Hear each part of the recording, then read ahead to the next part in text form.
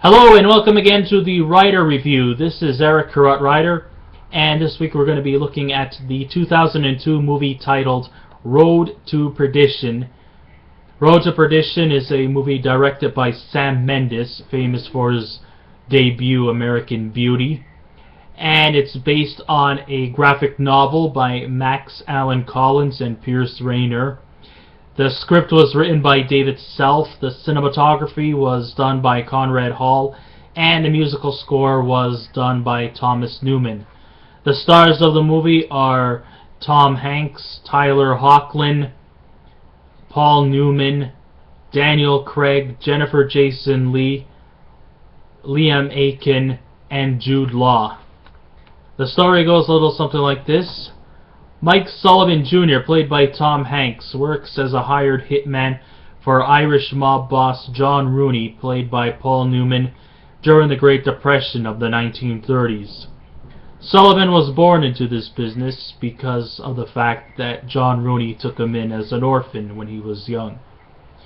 Sullivan, along with Rooney's biological son, Connor, played by Daniel Craig, are assigned to meet up with Finn McGovern, played by Cieran Hinds, a disgruntled employee. Meanwhile, this is happening. Sullivan's son, Michael Jr., goes off with his father's car, trying to learn more about his father's dangerous profession. He watches how Connor mercilessly murders McGovern and is soon discovered by Mike Sr. and Connor, but Jr. Sullivan swears not to tell a living soul. But Connor, unsure of that, trying to protect his own reputation, attempts to have Mike Jr. killed while murdering the rest of the Sullivan family himself. Connor kills Mike Sullivan's wife, Annie, and their younger son, Peter, played by Jennifer Jason Leigh and Liam Aiken, respectively, while Mike Sr. and Jr. escape and head out to Chicago.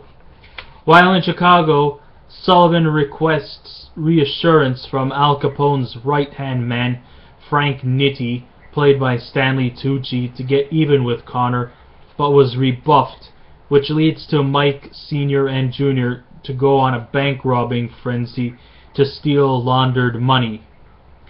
Sullivan hopes to coerce Capone to give Connor up for the money. Instead, Capone hires assassin Harlan Maguire, played by Jude Law, to kill Sullivan Sr. and Jr. Maguire sets up a trap with the aid of accountant Alexander Rance, played by Dylan Baker. In Rance's hotel room, Rance stalls them until Maguire enters the room. Rance gets killed in the gunfight, but Sullivan manages to escape with a big wound in his arm. Maguire escapes, leaving his face disfigured. Sullivan enters into a farm where an elderly couple tend to them. Recuperating, Sullivan finds ledgers proving that Connor has embezzled money from under different identities of gang members that he had murdered. Fully recovered, Sullivan encounters John Rooney during a church mass and shares his observations. So Rooney not only knows about Connor's betrayal, but still refuses any harm done to his son. Sullivan ambushes John Rooney and his guards with the weapon of choice, a Thompson submachine gun. With that happening, Sullivan takes down John Rooney and tearfully shoots him dead. Capone is now left at the hands to protect Connor. Nitti gives the location to where Connor is hiding to Sullivan and declares his spree will end with Connor's death. Sullivan goes to the hotel where Connor is staying. In the bathroom, Sullivan draws 3 rounds to Connor and shoots him dead. Free from his pursuit, the Sullivans make their way to Perdition, Michigan, where McGuire meets up with the Sullivan clan, which leads them to their summer house where Annie's sister Sarah lives. He shoots Sullivan Sr. from behind and places him on a table where he lies down to take a picture. But then Jr. holds McGuire at gunpoint. McGuire wants the lads to drop the weapon, but as Sr. pleads not to shoot as a way not to carry on the family legacy, Sr. shoots McGuire and then dies in his son's hands.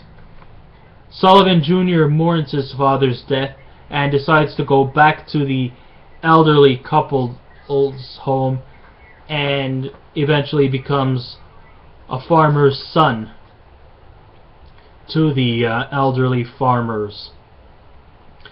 Here's my point of view about this movie.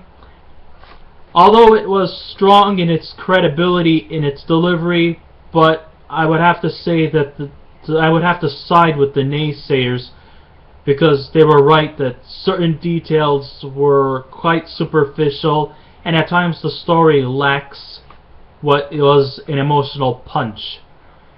The story itself offers very little to offer, and the subliminal messages never fully materialize at what it's getting at to come up with a proper theme. The father and son bonding does not develop flawlessly compared to another father-son bondage film I saw not too long ago, 2009's The Road. On the technical aspect, however, the film, much like the 1987 movie The Untouchables, it succeeds in giving the look and feel of 1930s Chicago during the Great Depression era. The details look very stunning thanks to the cinematography of the late great Conrad Hall. This was definitely a swan song for Conrad Hall. I mean, just the way the look of 1930s Depression era Chicago never looked so authentic. And I was led to believe that I actually felt like I was living in 1930s Chicago, and yet I wasn't even born in the 30s, but you know, through pictures, through archives and whatnot,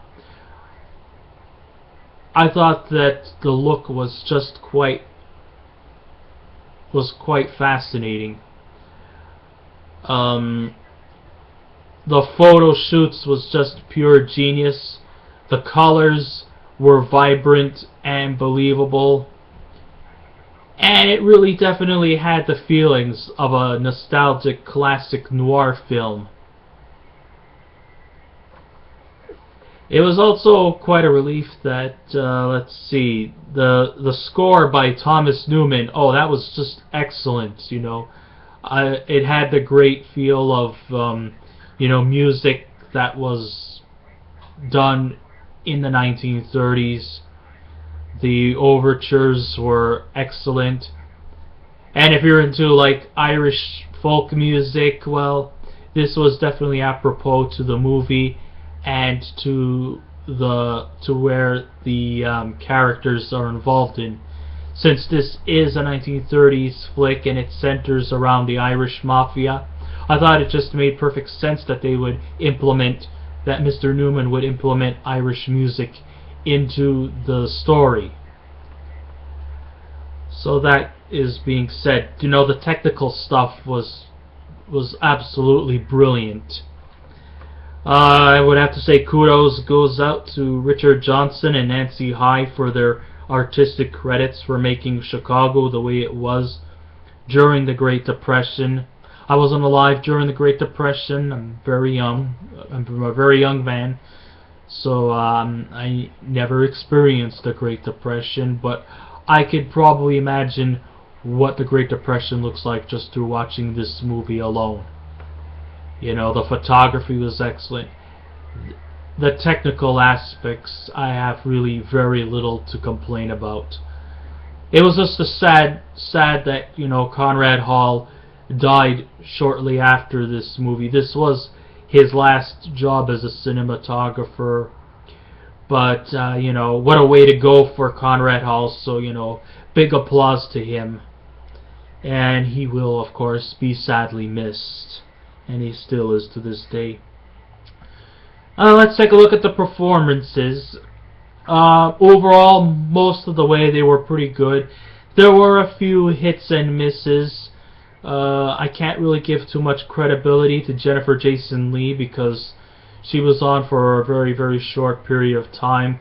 She was sadly killed off. Same could be said for Liam Aiken and Cieran Hinds. They were killed off a little too soon and too frequently.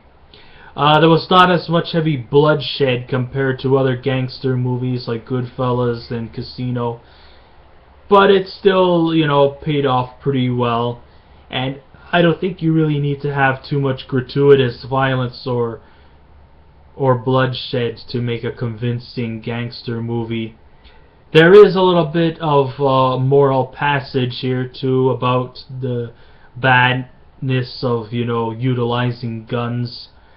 And, there's of course the coming of age theme here, like how, it's often good that a father is happy to see his son trying to, pass on the family legacy by doing the same job as the father. In this case, it was actually kind of cool that the father is trying to tell the son not to get into the same business as he.